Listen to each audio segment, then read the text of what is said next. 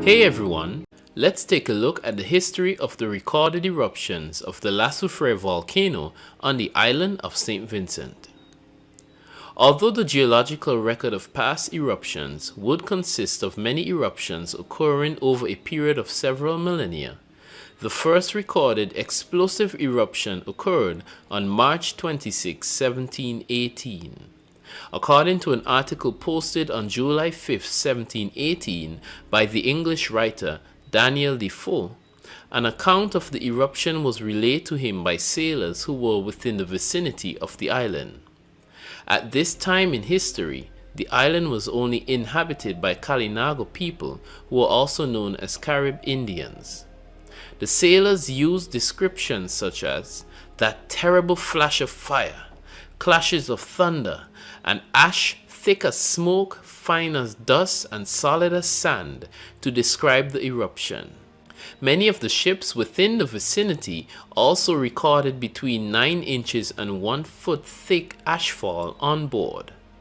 Ashfall was also recorded in the neighboring islands of Martinique, St. Lucia, and Barbados, with as much as 4 inches of ash reported as far north as St. Kitts.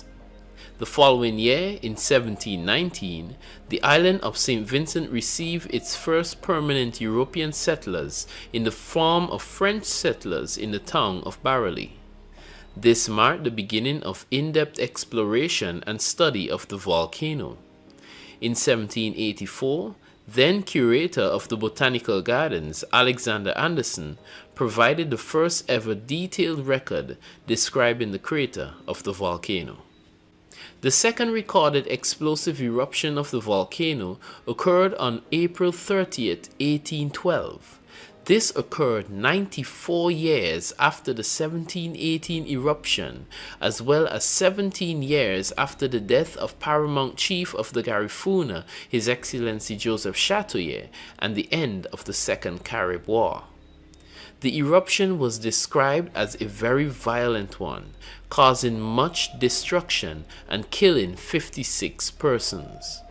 As much as 10 inches of ash was recorded on the ground, with ash once again reaching neighboring islands. It was also noted that over 200 earthquakes were recorded leading up to the eruption. The eruption itself resulted in a new crater being formed to the northeast of the old crater.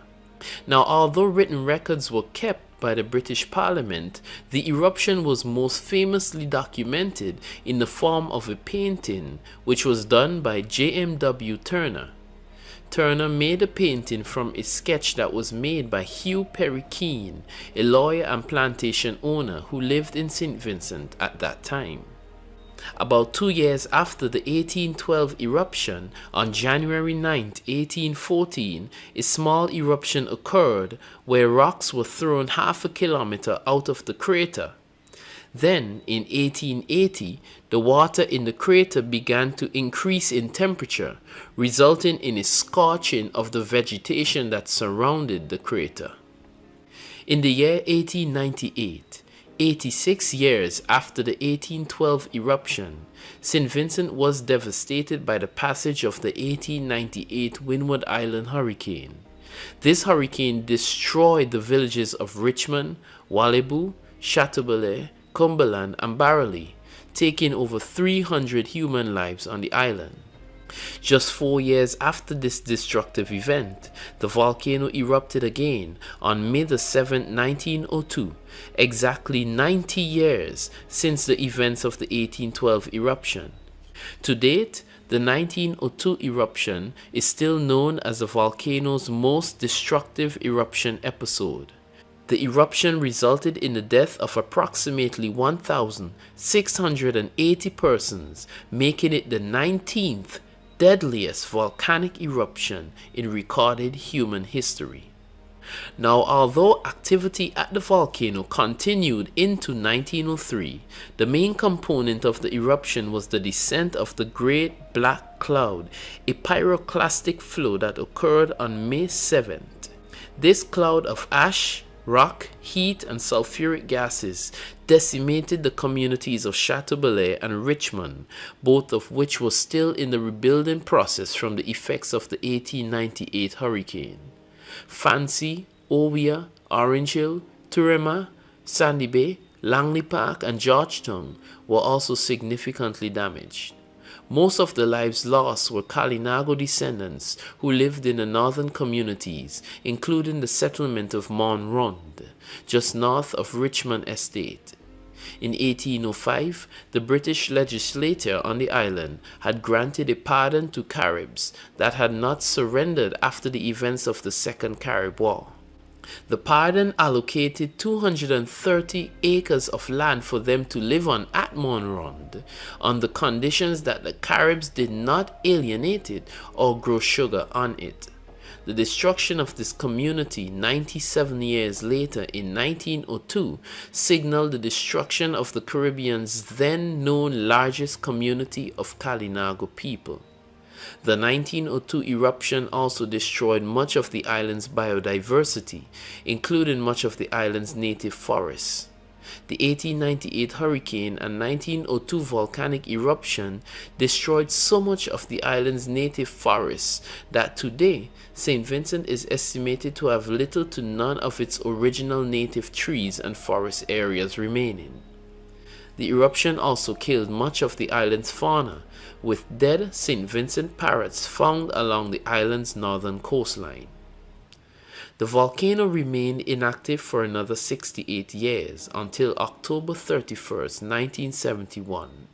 Unlike the previous eruptions, this was not an explosive, but rather an effusive eruption, with magma and gases being released within the crater.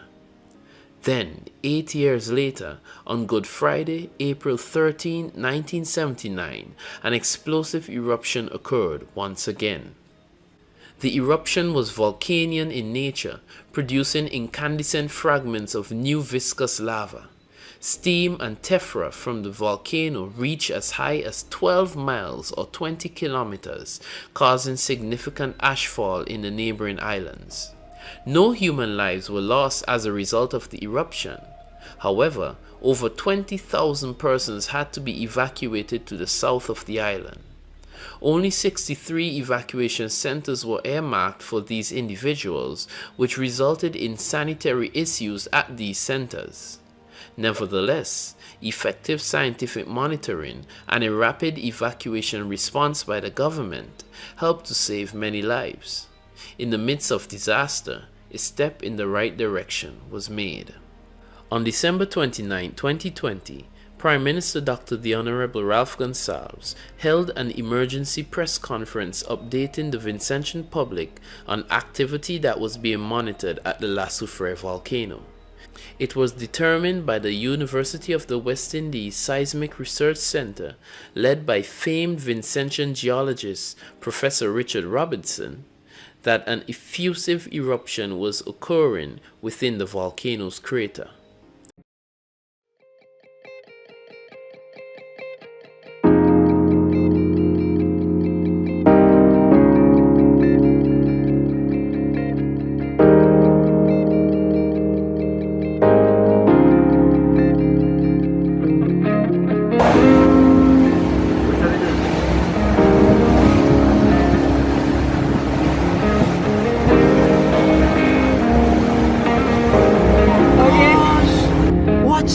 Okay, thank you. Just shoot my voice so I get it. Holy, okay, it really erupt!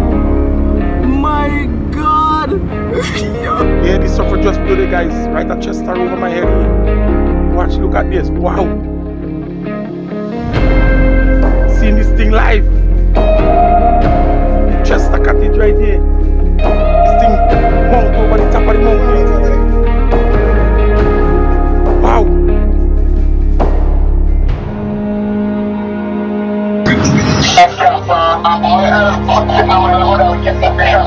Well, this is how it looks at the moment in pictures. You can see. That's it.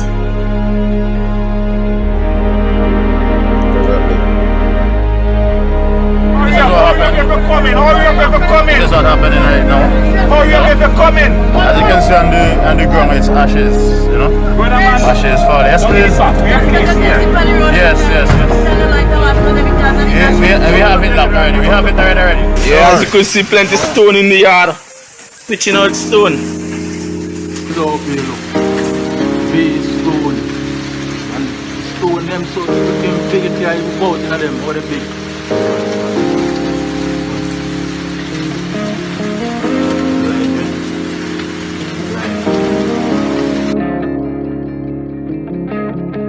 Alright, so you see there's the cloud rising there.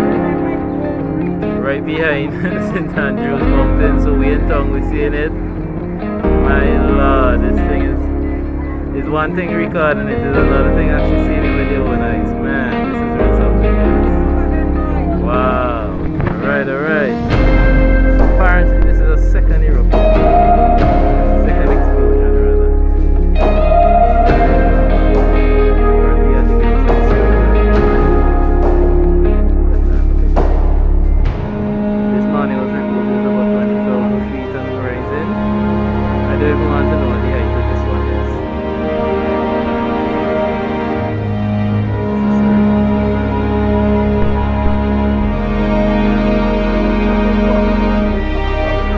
Yeah.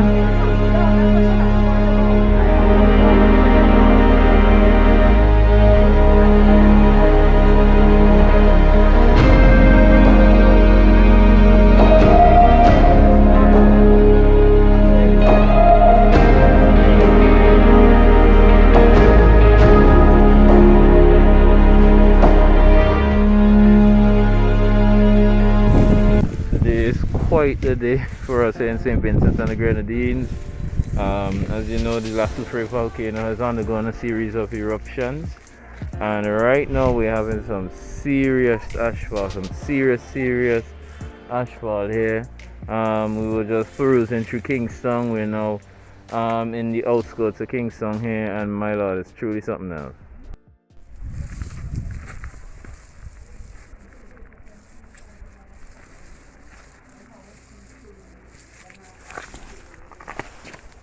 We have some volcanic ash here. Old vegetation. Oh boy. Alright, so look the paint job Soufriere has given me here. This wonderful day. Yeah, put on your shoes. And where your mark? Wow. Oh. No, you can't come outside. It's My lord. bigger than that. You can't come outside without that. Go out for this. Go inside. Don't come outside. Wow. Alright, so we're here at Nemo. And my lord, this place is just so surreal. It's just real surreal. You're right around though. I'm going down. And then I go around. Huh? No, I'm going down. No, I mean don't. I thought it was in between. Oh no. I wanted to see how I look here.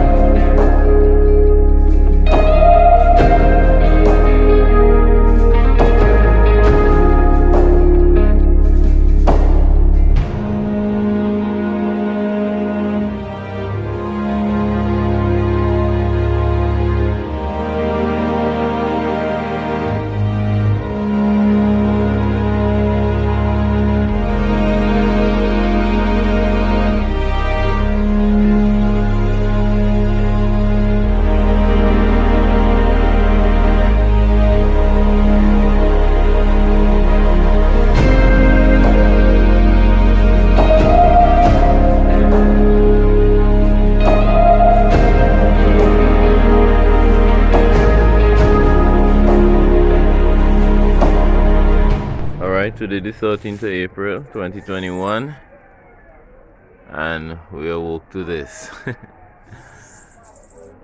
Another massive eruption. I believe everybody really thought it would have simmered down by now, but then this happened.